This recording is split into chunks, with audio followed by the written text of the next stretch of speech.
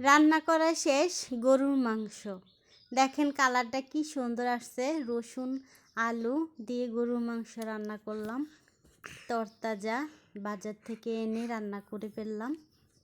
দেখেন আপনারা এভাবে রান্না করে খাবেন, ভালো লাগবে। দেখেন কালারটা কি সুন্দর আসছে। আমি আর একটু লেড়ে চেড়ে দেখিয়ে দিলাম আপনাদেরকে।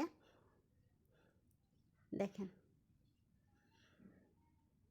কি সুন্দর, একদম বাবুচি মামাদের রান্নার কালার। হেই গাইজ, আসসালামু আলাইকুম। সবাই কেমন আছেন? আশা করি ভালো আছেন। আমরাও ভালো আছি আল্লাহর রহমতে। এখন আমি কড়াইতে একটু তেল দিয়ে, পরিমাণ মতো তেল দিয়ে দিলাম, সরিষার তেল। আর পেঁয়াজ, কাঁচামরিচ, দারচিনি, এলাচি, লং দিয়ে একটু ভাজা ভাজা করে নেব।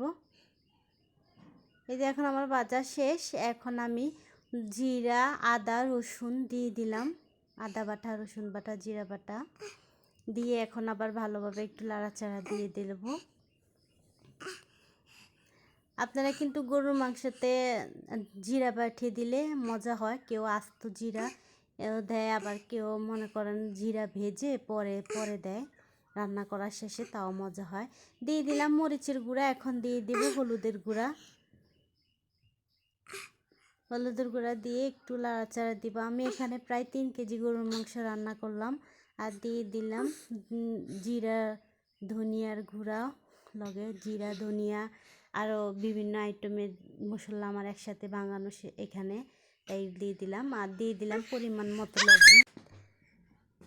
লবণ দেওয়া শেষ। এখন আমি নাড়াচাড়া দিয়ে দিলাম একটু পানি দিয়ে। ওটা আর আপনাদেরকে দেখালাম না। হালকা অল্প একটু পানি দিয়ে নাড়াচাড়া দিয়ে কষানো শেষ মশলাটি। এখন আমি গরুর মাংসটি দিয়ে দিচ্ছি। তাজা গরুর মাংসের কালার আলাদা আর ফ্রিজে রাখা গরুর মাংসের কালার আলাদা। তাজা মাংসটা রান্না কিন্তু যখন তখন মজা হয়। আর এই সেটা ভাত বসিয়ে দিল।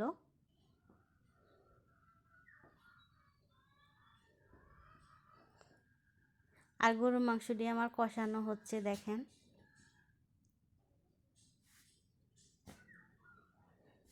আমার কিন্তু গরুর মাংসটি প্রায় কষানো শেষ। এখন আমি আলু দিয়ে দিলাম আর আস্ত রসুন দিয়ে দিলাম। আস্ত রসুন যদি গরুর মাংসতে দেয় তাহলে মজা লাগে। মুরগির মাংস থেকে গরুর মাংসের মধ্যে এইভাবে আস্ত রসুন দিলে মজা লাগে, তাই দিয়ে দিলাম রসুন। এই যে আমার কষানো শেষ।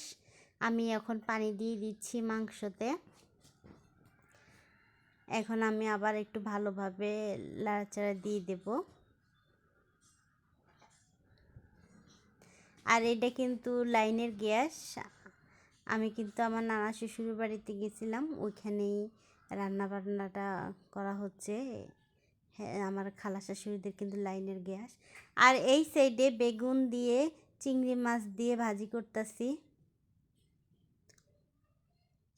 আপনারা কিন্তু বেগুন দিয়ে চিংড়ি মাছ দিয়ে রান্না করে খাবেন, আপনাদের ভালো লাগবে। রান্না করা শেষ বেগুন আর চিংড়ি। এখন দিয়ে দিলাম ধনিয়া পাতা। এই রান্নাটা আপনাদেরকে দেখায় নাই, পরে আরেক সময় রান্না করতে করে দেখাই দেবনি। চিংড়ি মাছ দিয়ে আর বেগুন দিয়ে রান্না করা। এখন আমি নামিয়ে নেব। আমার বেগুন আর চিংড়ি মাছ ভাজি করা হয়ে গেছে। আর আমার আলবিতে যে দুষ্টু করে ভুলায় যায়। আমার আলবি অনেক দুষ্টু করে, ভিডিও করা যায় না, কিছু না। আর এই সাইডে আমার ভাজিটা নামিয়ে নিলাম আমি। দেখেন কি সুন্দর লাগতেছে, খেয়েও দেখবেন মজা লাগবে। আর এখন আমার গরুর মাংসটি ফ্রাই হয়ে গেছে। আমি আর 2-3 মিনিট পরে নামিয়ে নেব। আমার মা, নানিরা, দাদিরা বলে যে রাঁধে সে চুলো বাঁধে। আসলে রান্নার স্বাদ হাতে। হাতে যার হাত ভালো তার রান্নাও ভালো। এই সাইডে আমার গরুর মাংসটা হয়ে গেছে। দেখেন কালার। এখন আমি গরুর মাংসটি নামিয়ে নিচ্ছি।